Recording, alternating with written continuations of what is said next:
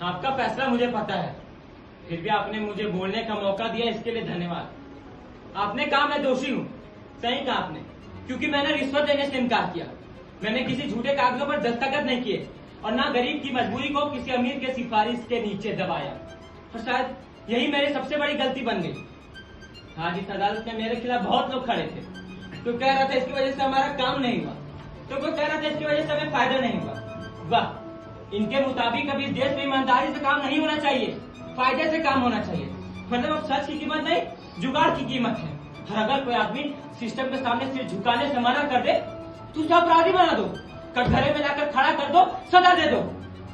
लेकिन जनाब, अगर आज आपने मुझे सजा दे दी तो ये आपकी सबसे बड़ी गलती होगी, और ये साबित हो जाएगा कि इस जमाने में बेईमान होना काबिलियत है और ईमानदार होना जुर्म। लेकिन सुन लीजिए, अगर ईमानदार होना अपराध है तो मैं ये अपराध बार बार करूंगा। हाँ, मैं दोषी हूँ। दोषी हूँ इस बात का कि मैंने अपनी जमीन को बेचने से इनकार किया। दोषी हूँ इस बात का कि मैंने सच के सामने सिर झुकाने से इनकार किया। और आज इस अदालत के सामने मैं पूरे गर्व से कबूल करता हूँ, हाँ मैं ईमानदार हूँ और यही मेरा गुनाह है। तो लिख लीजिए अपने फैसलों में, मुलजिम का कसूर यह है कि उसने इस बेईमान दुनिया में ईमानदार होने की जरूरत की है।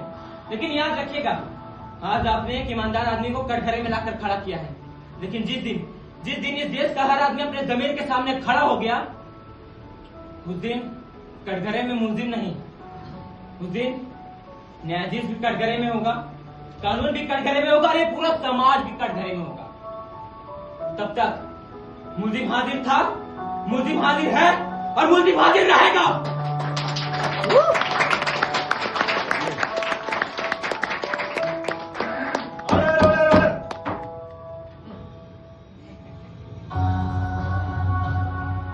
बाबू, ये जो तुम इतना लंबा मोनोलॉग सुनाया है, यहाँ फिल्म और नाटक नहीं चल रहा है कि ऑडिशन दिया सिलेक्शन हो गया है? तुम पर आरोपों का लंबा फहरिस्त है। तुमने समाज के